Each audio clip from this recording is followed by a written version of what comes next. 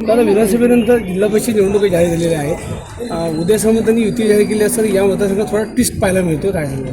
तेव्हा दापोली मतदारसंघामध्ये देखील युती व्हावी ह्यासाठी मी आजही प्रयत्न करतो आहे. जो प्रस्ताव हा भाजपचे प्रदेशाध्यक्ष माननीय रवींद्र चव्हाण साहेबांच्यासोबत चर्चा करून जवळपास आम्ही अंतिम केला होता. त्याचं प्रस्तावाच्या बाबतीमध्ये अजूनपर्यंत मला कुठलाही प्रतिसाद किंवा त्या बाबतीमध्ये अंतिम निर्णय मला अजून त्यांनी कळवलेला नाही. आणि फॉर्म भरायचे आता फक्त शेवटचे 2 दिवस उरलेले आहेत. ते अजूनही प्रतीक्षेमध्ये आहे. आजही प्रयत्न आहे की जो फॉर्म्युला अन्य मतदारसंघामध्ये लावला तोच फॉर्म्युला हा दापोली मतदारसंघामध्ये लावला, काही वेगळा फॉर्म्युला नाही. त्यामुळे त्याच्यावर जर का एकमत झालं तर नक्कीच युती होईल. युती व्हावी ही माझी अतिशय मनापासून इच्छा आहे. जी खेड नगर परिषद देखील आम्ही युती केली आणि युतीमार्फत आम्ही इलेक्शन तिथे जिंकलो.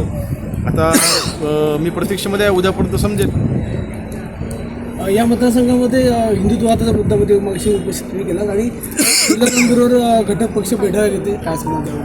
आणि आज योगायोगाने म्हणजे आमचेच एक उमेदवार काही ज्येष्ठ लोकप्रतिनिधी आहेत, माझे लोकप्रतिनिधी, त्यांचा आशीर्वाद घ्यायला गेलेले असताना त्या ठिकाणी भाजपचे, उबाटाचे आणि राष्ट्रवादीचे सगळे दापोली तालुक्याचे प्रमुख कार्यकर्ते हे तिथे एकत्र बसलेले आढळले आणि त्यांची तिथे बैठक चालू होती.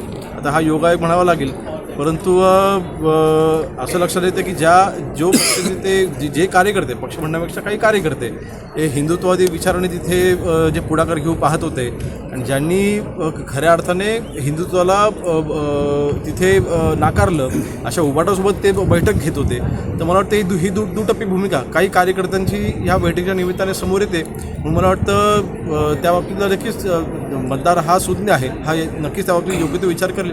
तुम्हाला घेण्याचा प्रयत्न विधानसभेला झाला तर यावेळी होतोय? मला नक्कीच घेण्याचा प्रयत्न गेल्या 8-9 वर्षापासून दापोली मतदारसंघात चालू आहे. त्याला मी पूर्ण उरलेलो आहे. त्यामुळे त्याच्याने मला काही फरक पडत नाही. आज शिवसैनिकांची ताकद ही 100% ही वाढलेली आहे आणि ती खंबीरपणे आपल्या सर्व उमेदवारांच्या पाठीशी उभी आहे. माननीय एकनाथ शिंदे साहेबांच्या कार्यशैलीवरती प्रत्येक शिवसैनिकांना आज विश्वास आहे, नागरिकांना विश्वास आहे. आणि दापोली मतदारसंघामध्ये आम्ही आज जे विकासकामं करतोय ते नक्कीच आज महायुती सरकार म्हणून आज राज्यमंत्री या पदावरती असताना अजून जास्त विकासकामं यावी असा माझा प्रयत्न आहे. आणि त्यासाठी पंचायत समिती आणि जिल्हा परिषदचे उमेदवार हे त्याकरता महत्त्वाचे असतात.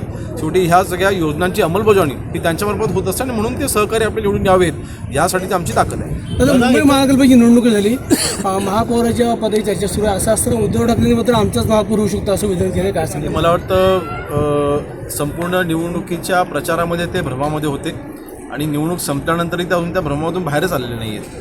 त्यांचा पराभव हा मुंबईमधल्या मराठी जनतेने मुंबईकरांनी ऑलरेडी केलेला आहे, त्यांना नाकारलेला आहे. स्पष्ट बहुमत हे महायुतीला मुंबईकरांनी दिलेलं आहे. त्यामुळे महापौर हा 100% महायुतीचाच होईल. दादा, एका बाजूला नाही, महापौर हा सध्या तरी महायुतीचा असेल. त्या बाबतीमधली घोषणा करायची किंवा त्यातून कुठलं वक्तव्य करायचे मला कुठले अधिकार नाही. शिंदेनी सगळ्या नगरसेवकांना एका हॉटेलमध्ये ठेवले, तेव्हा संजय राऊतांनी मैदान केलं की भाजपचे नेते फोडतील नगरसेवकांना म्हणून भीती आहे, त्यांना एकत्र ठेवले. आम्ही निवडणूकच आम्ही एकत्र लढलेलो आहोत, आम्ही सरकारमध्ये एकत्र आहोत. त्यामुळे मला वाटतं तशा कुठल्याही भीतीने हे आम्ही काही केलेलं नाही. शेवटी सगळे आज जर का मी पाहिलं काही नगरसेवक हे अनुभवी आहेत, पण अनेक नगरसेवक हे नवीन आहेत. त्यांना पूर्ण प्रक्रिया माहीत असणं हे आवश्यक आहे. त्यामुळे त्यांना सोबत घेऊन त्यांचं प्रशिक्षण असेल किंवा माननीय एकनाथ शिंदे साहेबांची त्यांची भेट असेल त्याकरताच ते सर्व एकत्र आहेत. दादा, एका बाजूला महायुतीबाबत संभ्रम आहे आणि त्याच बाजूने दुसऱ्या बाजूला पक्षांतर्गत सुद्धा काही नाराजीची आपल्याकडे मगाशी आपण भाषणामध्ये उल्लेख केलात. काय नेमकी परिस्थिती आहे? ही नाराजी आपण थोपवू शकणार? साहजिक असतं, कारण शेवटी उमेदवारी मिळावी हा प्रत्येकाचा तिथे प्रयत्न असतो. आणि ज्यांना अर्थातच उमेदवारी आपण एकाच देऊ शकतो, ज्यांना उमेदवारी मिळत नाही त्यांनी थोडीफार नाराजी त्यांची होते. परंतु मी मगाशी उलट अभिनंदन केलं. ही नाराजी असताना देखील तिथे पक्षविरोधी आम्ही कुठलेही कार्य करणार नाही असं ठामपणे आमच्या शिवसैनिकांनी तिथे आणि जे इच्छुक उमेदवारांनी सांगितलं, त्यांचं सगळ्यांचं जाहीरपणे मी अभिनंदन केले. मला वाटतं ही भूमिका अतिशय महत्त्वाची आहे की माझ्यापेक्षा पक्ष महत्त्वाचा आहे, धनुष्यबाण आपल्या महत्त्वाचं आहे, आपल्या पक्षाचा उमेदवार जिंकणं हे महत्त्वाचं आहे.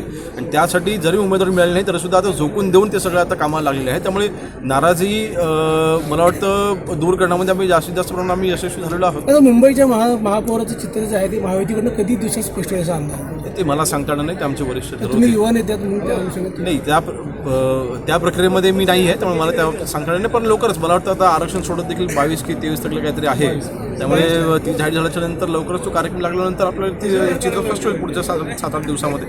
जिल्हा परिषद पंचायत समितीबद्दल आपण काय सांगाल का उमेदवारांबद्दल ते बघा, हेड पॅटर्न राबवणार? आज उमेदवारी देत असताना अर्थातच माझा प्रयत्न होता की त्याच्यामध्ये हे सुशिक्षित उमेदवार आले पाहिजेत, त्याच्यामध्ये ज्यांना अर्थातच स्थानिक प्रश्नांची जाण आहे असे उमेदवार असले पाहिजेत. जे अनेक वर्ष शिवसेनेमध्ये कार्यरत आहेत त्यांना न्याय द्यायचा प्रयत्न केला आहे. मागच्या 2017च्या निवडणुकामध्ये मी खरं तर दापोली मतदारसंघाच्या राजकारणामध्ये नवीन होतो आणि 2-3 महिनेच मला सक्रिय होऊन झाले होते.